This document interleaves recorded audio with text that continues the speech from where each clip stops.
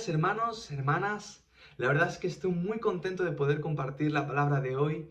Es todo un privilegio y, si me lo permitís, quisiera empezar hablando de los problemas. Porque ¿cuántos de los que estáis ahora mismo conectados en Facebook, en YouTube, en Zoom, tenéis algún que otro problema? Me imagino que todos. Escribe un amén abajo si es así y si me equivoco también. Espero equivocarme, pero ¿cuántos tenemos problemas? Todos, ¿no? Pero sabemos que hay problemas y problemas. Problemas que son fáciles de solucionar, pero también hay esos problemas más graves que te quitan el sueño, te roban la paz, te roban la salud, la tranquilidad y que incluso en las peores ocasiones te obligan a reestructurar, a reorganizar toda tu vida por completo, como puede ser la pérdida de un familiar, la pérdida de empleo que te obliga a volver a organizar todo para poder ahorrar y llegar a final de mes.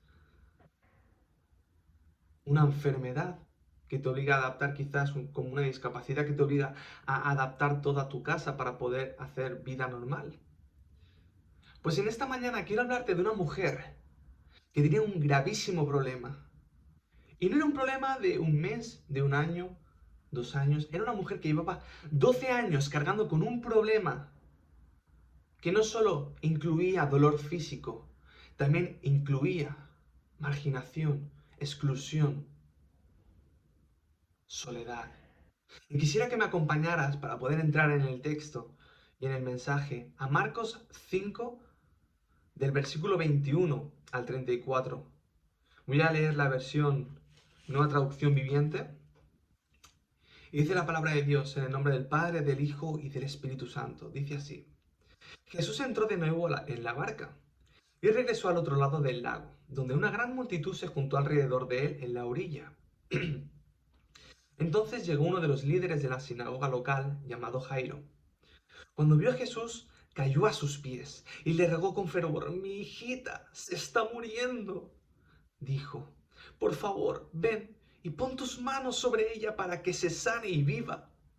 Jesús fue con él y toda la gente le siguió, apretujada a su alrededor. Una mujer de la multitud hacía 12 años que sufría una hemorragia continua.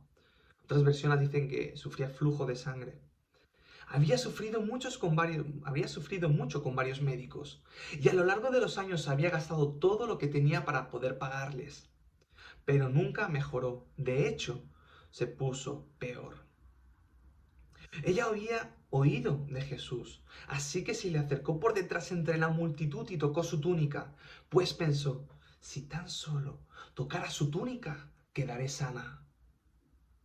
Al instante, la hemorragia se detuvo y ella pudo sentir que su cuerpo había sido sanada de su terrible condición. Jesús se dio cuenta de inmediato de que había salido poder sanador de él, así que se dio la vuelta y preguntó a la multitud: ¿Quién tocó mi túnica?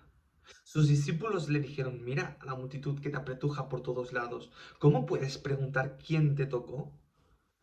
Sin embargo, él siguió mirando a su alrededor para ver quién lo había hecho. Entonces, la mujer, asustada y temblando al darse cuenta de lo que había pasado, se le acercó y se arrodilló delante de él y le confesó lo que había hecho. Y él le dijo: Hija, tu fe te ha salvado. Ve en paz, se acabó tu sufrimiento. Vamos a orar. Gracias, Señor, te damos por este día que nos has regalado, por poder congregarnos online y porque ya hemos podido reanudar las reuniones en persona, de forma física. La verdad es que estamos muy agradecidos, muy gozosos, muy contentos, Padre, por podernos ver como hermanos, congregarnos y poder aprender de ti, Señor, y recibir todo lo que nos tienes preparado. Señor, estamos expectantes para que nos hables. Abrimos nuestro corazón para que seas tú el que hable a través de mí, Señor. Que sea tu palabra la que traiga consolación, la que traiga confrontación, la que traiga esperanza, la que traiga solución a todos los problemas, Señor, de la vida cotidiana. Tú eres Rey, tú eres soberano, toma el control en el nombre de Jesús. Amén y amén. Pues aquí tenemos un momento. Este es uno de esos pasajes que a veces pasamos muy rápido, como las genealogías, ¿no? Tú me entiendes.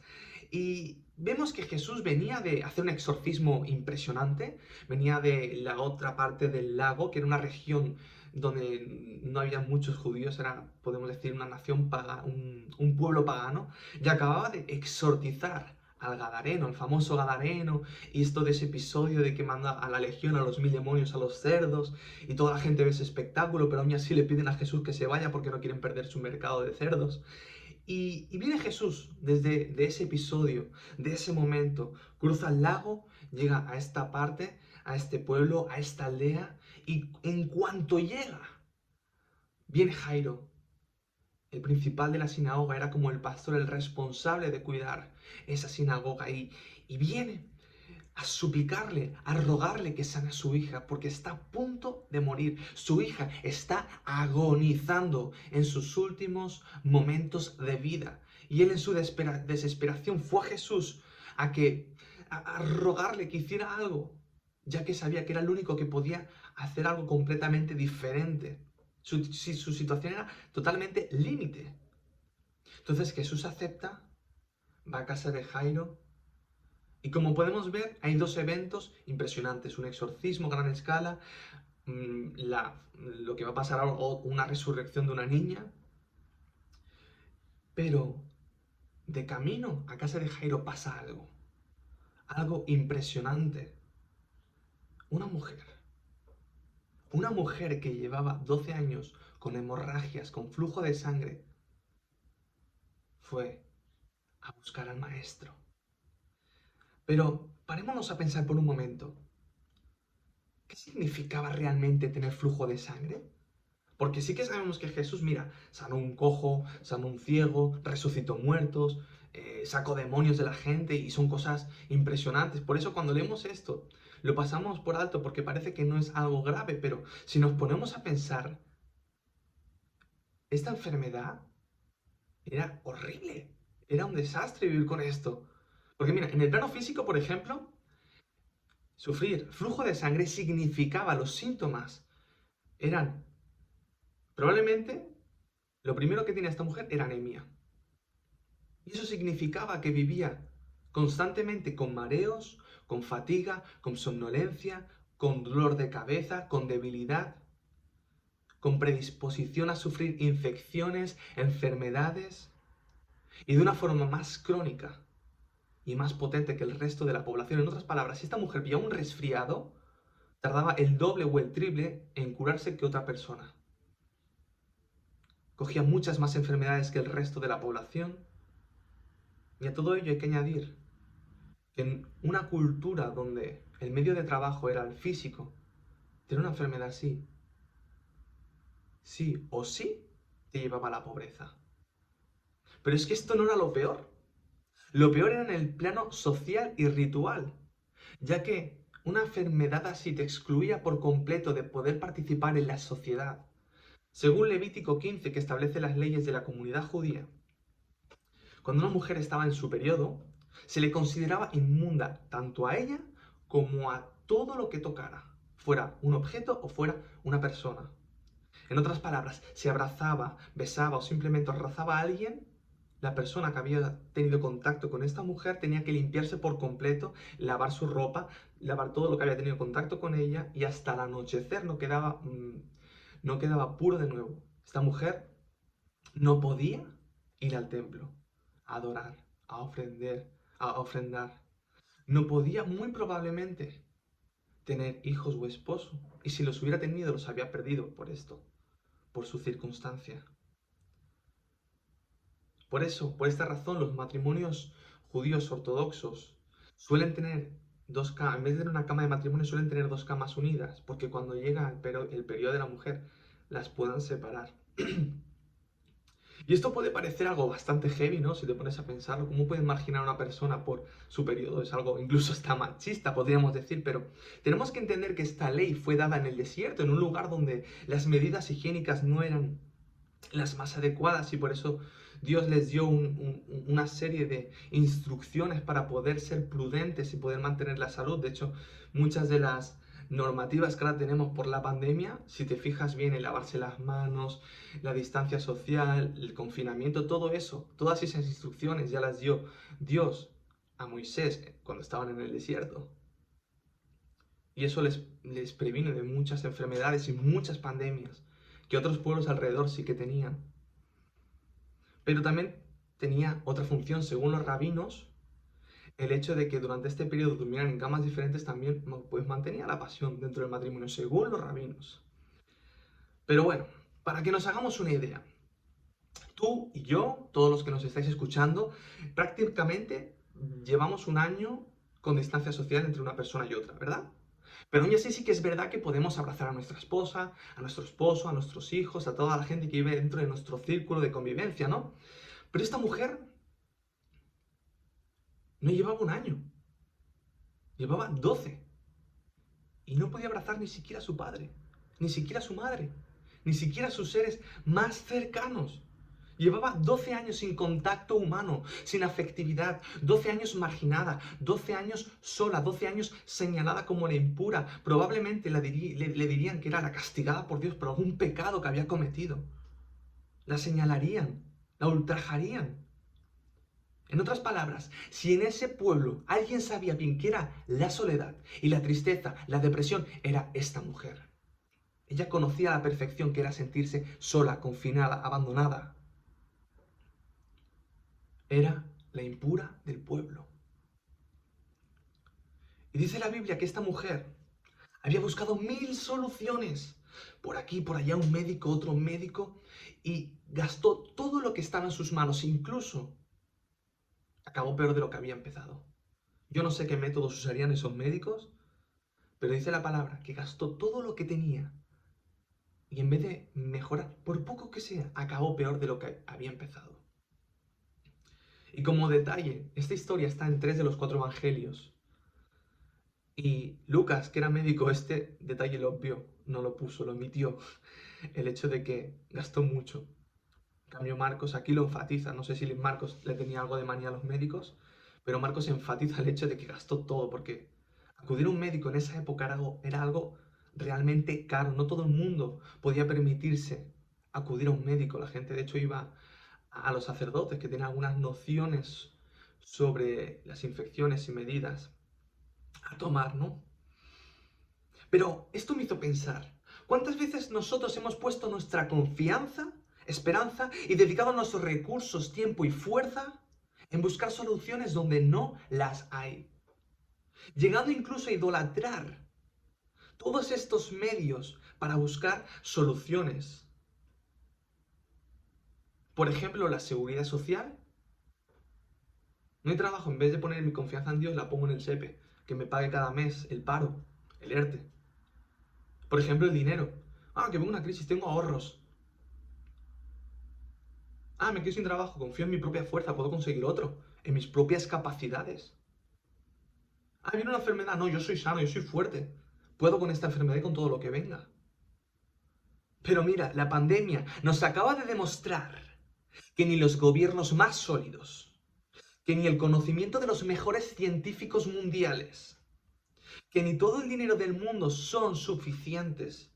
Sí, importantes.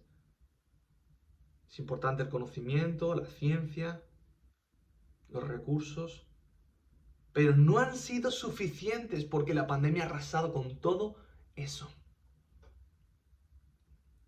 Tendríamos que meditar en esto quizás. Y me gusta mucho como Isaías, en el capítulo 46, los versículos de 5 al 7, resalta de una forma más poética esto que te quiero decir. Y dice así, ¿con quién me compararán? ¿Quién es igual a yo? Igual que yo, perdón. Hay quienes derrochan su plata y su oro y contratan un artesano para que de estos les haga un dios en minúscula. Luego se inclinan y le rinden culto, lo llevan sobre sus hombros y cuando lo bajan, allí se queda. Ni siquiera se puede mover. Cuando alguien les dirige una oración, no obtienen respuesta. No puede rescatar a nadie de sus dificultades. ¿Y no es así? La sociedad gasta dinero, busca ídolos que lo saquen de su miseria, lo adoran, lo sacan de procesión, le rinden culto, como hemos dicho, al dinero, al progreso, al conocimiento, a la ciencia. Incluso a la política.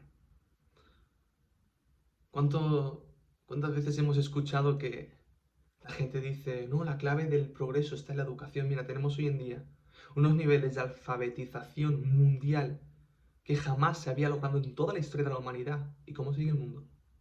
Cuando decían que la solución era en la educación. ¿Sigue? Pues como sigue. Porque el problema está en el corazón del hombre. No está en esto o en lo otro. De que se inclinan, le rinden culto, que gastan todo lo que tienen.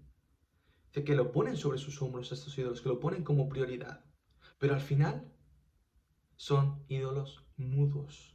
Están allí plantados. No obtienen respuesta de ellos. No obtienen soluciones. Un ídolo no sana, no cura, no restaura, no salva. Solo te saca todo lo que tienes y acabas incluso peor. Tal como dijo o como le pasó a esta mujer. Pero en esta misma porción de Isaías, me gusta mucho porque en el versículo 3 y 4 del mismo capítulo, como que Dios da la solución. Primero expone el contexto, expone el plano donde le rinden culto a los ídolos y luego les dice, escúchame, descendientes de Jacob, todos los que permanecen en Israel, yo los he protegido desde que nacieron. Así es, los he cuidado desde antes de nacer. Yo seré su Dios durante toda su vida, hasta que tengan canas por la edad. Yo los hice y cuidaré de ustedes. Yo los sostendré y los salvaré. Todo lo que buscaba Israel en el contexto de Isaías, todo lo que buscaba la mujer a través de los médicos, lo tenía enfrente, siempre estuvo delante suyo. Buscaba protección, buscaba cuidado, buscaba salvación y siempre estuvo ahí. Porque siempre estuvo en Dios, siempre estuvo eso en Jesús.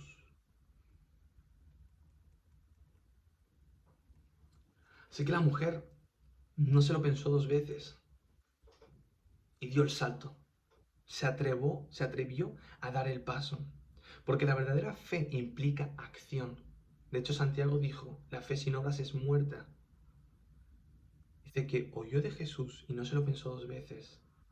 Y la palabra oír es bastante compleja porque nosotros simplemente entendemos por oír escuchar, pero si vamos al griego, la palabra akouo, en el original, implica un proceso de tres tiempos, de tres etapas. ¿Qué significa? Oír realmente en griego significa escuchar, entender lo que se escucha y obedecer lo que has entendido. Y curiosamente la palabra akouo es la misma que se utiliza en Romanos 10:17 cuando dice que la palabra de Dios, que la fe viene por el oír y el oír la palabra de Dios. Es esa misma palabra. Así que la mujer había escuchado de Jesús, había entendido el mensaje, lo que hacía, y fue y obedeció, entendiendo que Jesús sanaba, salvaba. Dijo, esta es la mía.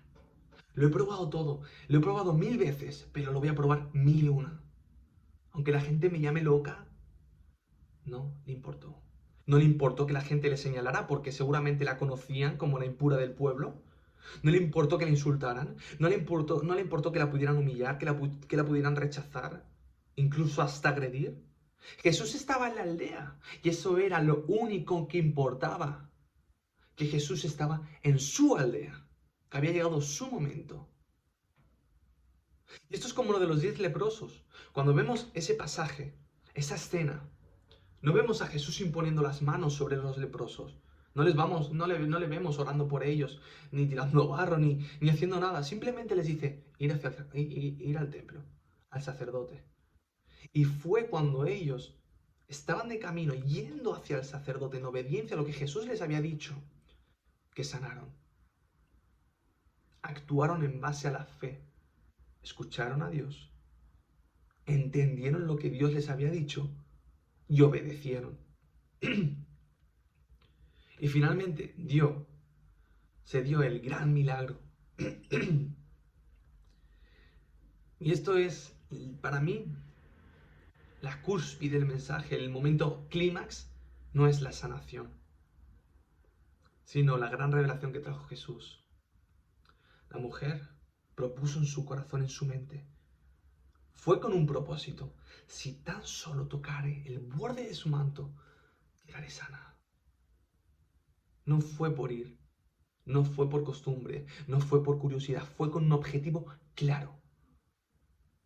Llegar a Jesús, tocar el borde de su manto. Y al instante quedó sana. Adiós esos 12 años de sufrimiento. Adiós esos 12 años de exclusión social.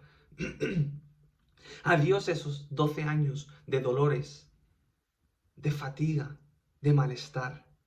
En un instante, porque lo que Dios puede hacerlo todo porque es soberano y muchas veces, cuando menos lo esperamos, en un instante, cambia tu realidad. ¿Quién me ha tocado? Dijo Jesús. Pedro, seguramente Pedro, porque era siempre el que hablaba. Pero a ver, maestro, ¿tú estás viendo que estamos como prácticamente las rebajas? Como prácticamente el metro en hora punta, que estamos aquí, todo el mundo te apretuja, todo el mundo quiere conocerte, todo el mundo quiere hacerse selfies contigo. Todo el mundo está aquí a tu alrededor. ¿Y en serio preguntas quién te ha tocado? Jesús, ¿qué has comido hoy? Y Jesús responde, alguien me ha tocado porque ha salido poder sanador de mí. En otras palabras, lo que estaba queriendo decir Jesús es, sé que hay alguien aquí, y sé quién es porque es Jesús, y seguro que sabía quién era por su omnisciencia. Alguien aquí que necesita salvación, alguien que está sufriendo. Y quiero ayudarle, quiero restaurarle, quiero sanarle. Y la mujer, cabizbaja, me imagino, temblorosa, a que la descubrieran, a que le pudieran decir algo, porque era la impura del pueblo. Señor, he sido yo que he tocado el borde de tu manto, he sido yo el que ha acudido a ti. Y mira qué curioso que Jesús aquí trae la gran revelación del mensaje. Hija, tu fe te ha salvado. ¿Y por qué digo la gran revelación? Porque lo que Jesús quería aquí no era manifestar su gran poder.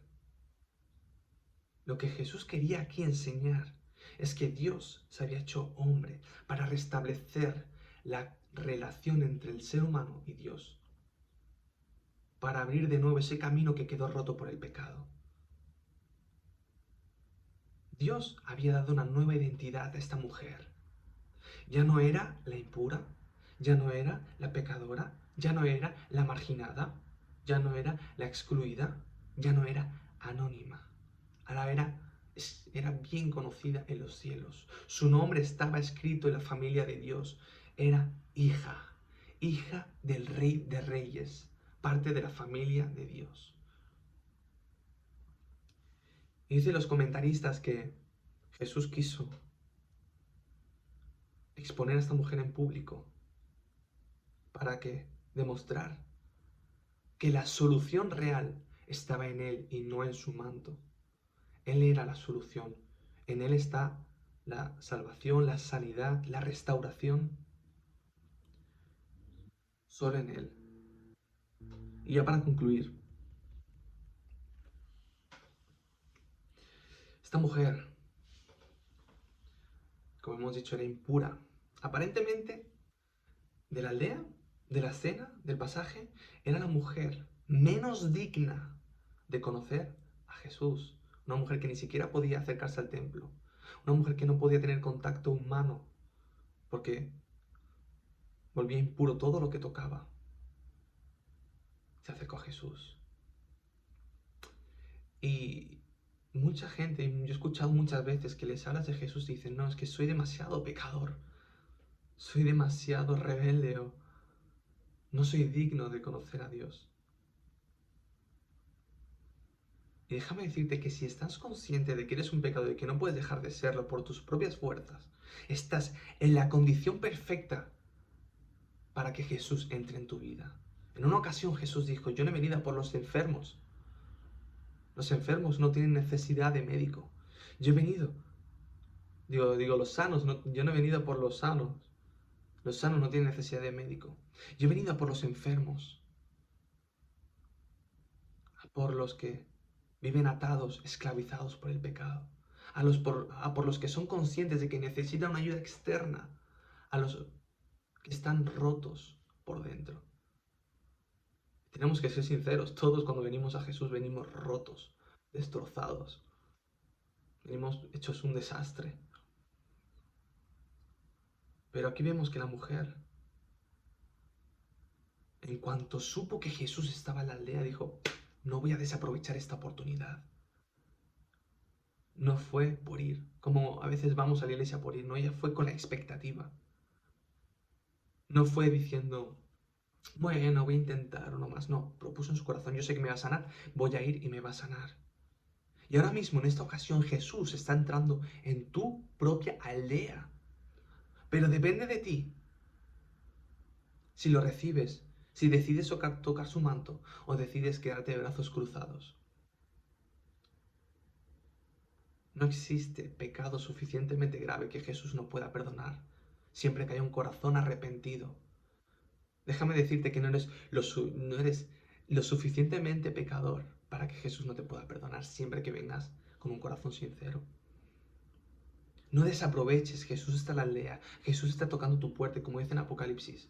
Vengo a la puerta, toco la puerta. Si alguien me abre, si alguien decide abrirme, entraré y cenaré con él. Hay un cuadro que vi hace tiempo muy curioso, que salía Jesús tocando la puerta, como curiosidad. Por fuera no había un pomo, ni siquiera donde meter la llave.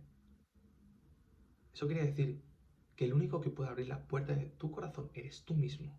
Jesús puede tocar, Jesús puede acercarse, pero eres tú el que tiene que decidir, tomar la decisión de dar el paso de fe, de creer en Él y abrirle la puerta. Y entonces Él entrará en tu vida y podrás tener esa solución por la que tanto has orado, la solución al problema por el que tanto has clamado, por el que tantos medios has buscado y no has obtenido respuesta y has sacado incluso peor.